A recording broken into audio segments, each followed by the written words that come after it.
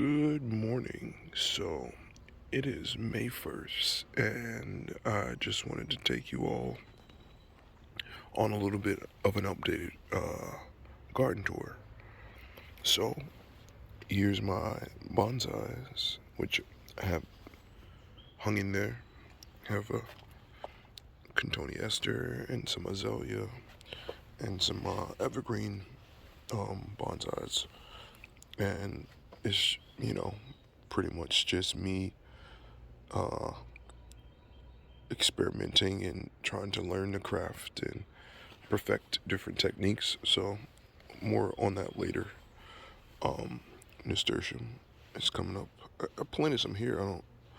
I see one little lousy one there, but it should fill in nicely. It should be all right. As we come, I should probably close this umbrella. It's really sunny, but I was sitting here, so I decided to keep it up. But anyway, this is Creeping Jenny.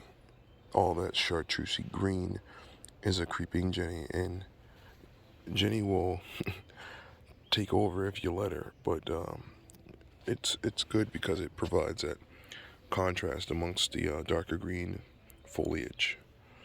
Behind that is a hosta, which takes up this area, and right next to that is a passion Paris, which is quite lovely. The new growth is quite nice.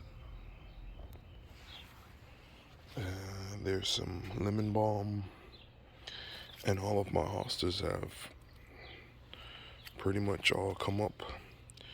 They're gonna spread a little bit wider, but I just love them. Yeah, this whatever variety this is, which I at this point do not know.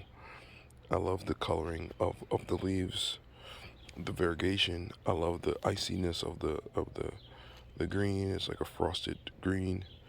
Um, it's not a variety that I see very often. I think a lot of people don't like hostas because you can see some of those very common varieties and they become like junky looking to. But when you have a specimen that's as unique as this one, it remains a joy to look at, and you don't be like, ah, it's just those things that come up every year. It becomes like, wow, you really look forward to them being in your garden. This Japanese maple, which I transplanted at the beginning of the season, has not skipped a beat. It has fully leafed out, and as I was saying, as Japanese maple is doing quite nice, and I think I'm gonna really enjoy it in this location. I might as well talk about it now.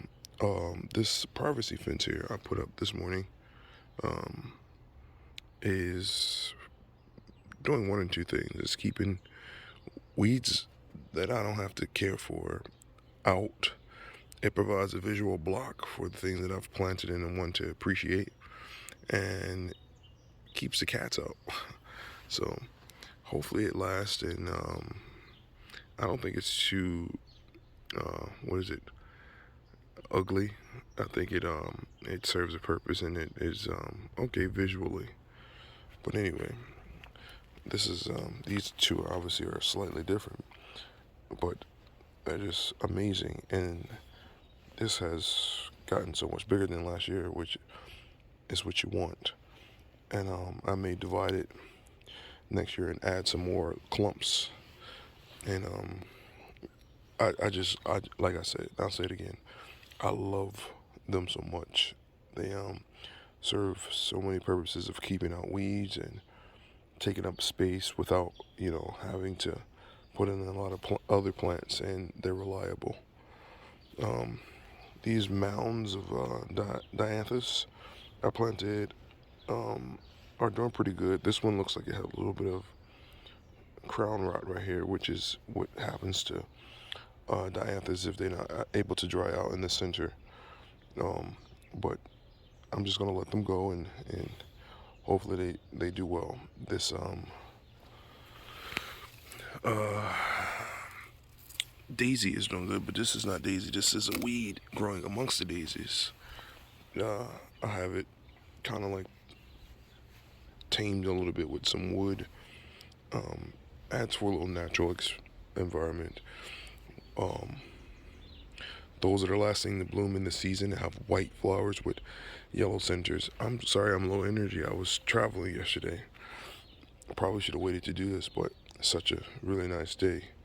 Um, this lemon cypress here has been here for many seasons,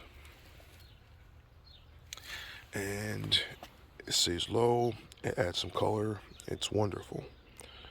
It looks great next to that hosta right there, which again is different than the other two. Maybe it's the same, but this one has an even brighter um, presence, and I love it. I just really do love it. Um, that hookah right there, or corbel, was completely smothered out by this daisy last year, so it's a little suffering a bit, but that'll be nice when that regains its strength and presence right there. Some weeds that I need to pull out. It's another dianthus. There's rhododendron right there, which is doing great. I don't know if they need full sun or not. This tree is providing some dappled sun, um, but it seems to be doing all right now. Another lemon cypress. These are plantation lilies, another type of hosta, which they have doubled in size from last year, which is amazing under this apple tree, which I've grown from seed, from a seed, and it was full of blossoms this season. They were very fragrant. They were beautiful. May never produce an apple, but it was just such a joy to experience that. There's some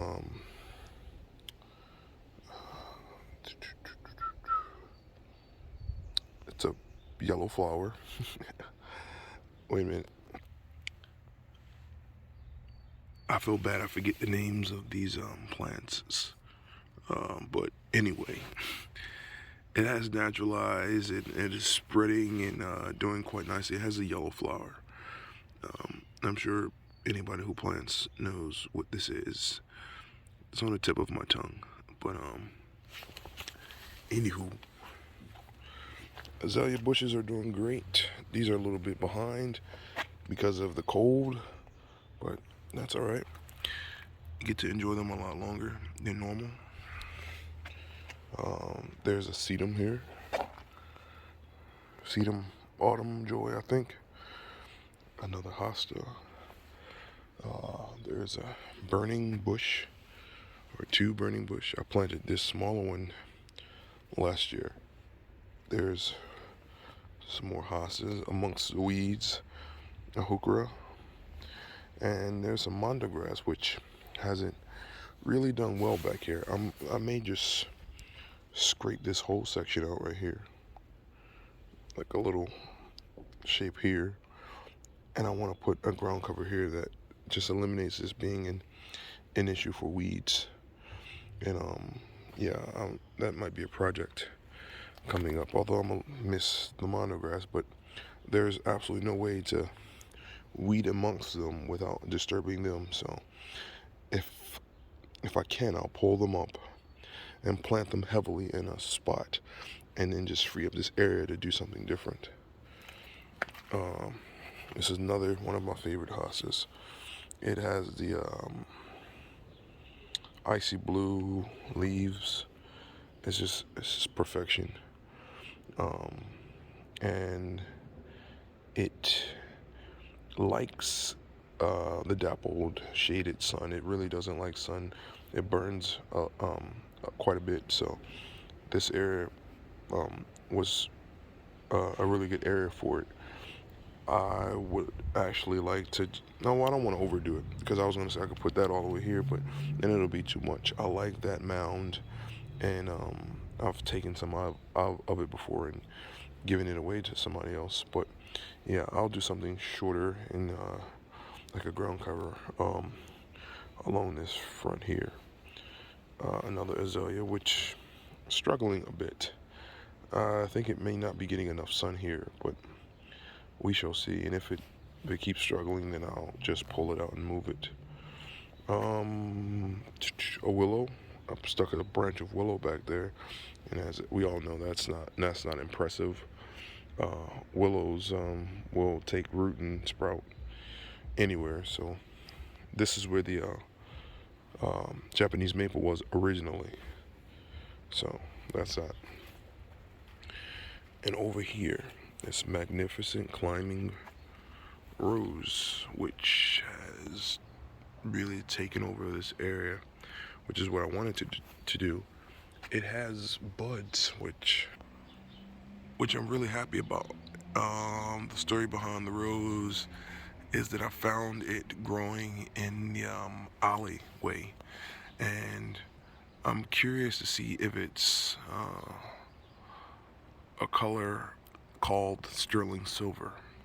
I found the plant tag for sterling silver rose, and I had ripped this rose out, and I want to know if it's the rose on the plant tag or maybe just a wild variety. But I'm curious to see. But it's been 3 years with no blooms, and now it has blooms, so I'm excited to see what color they are. Oh, they're not copper.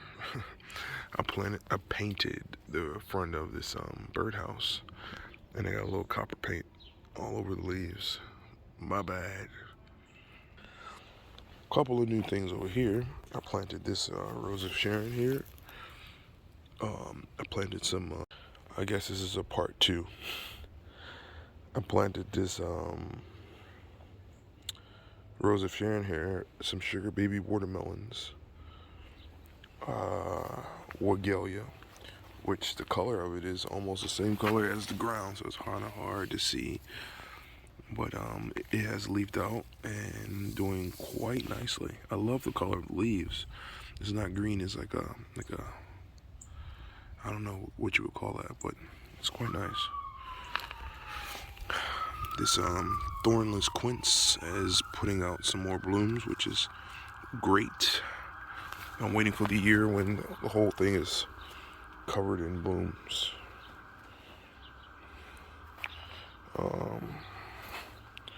I have some lingering tulips and some of my tomatoes and some other things that I've started from seed. I'm curious to see if they germinate.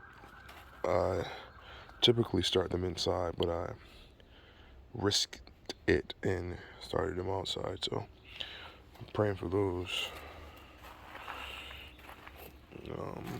Alliums and euonymus coming up.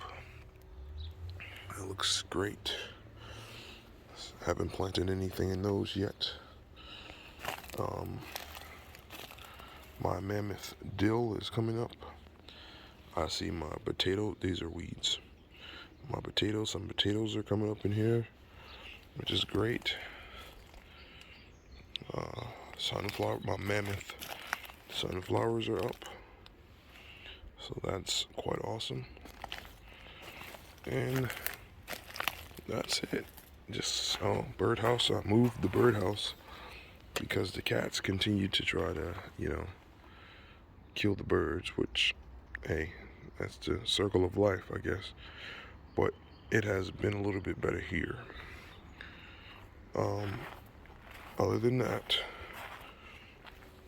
thanks for joining me, and I will keep you updated.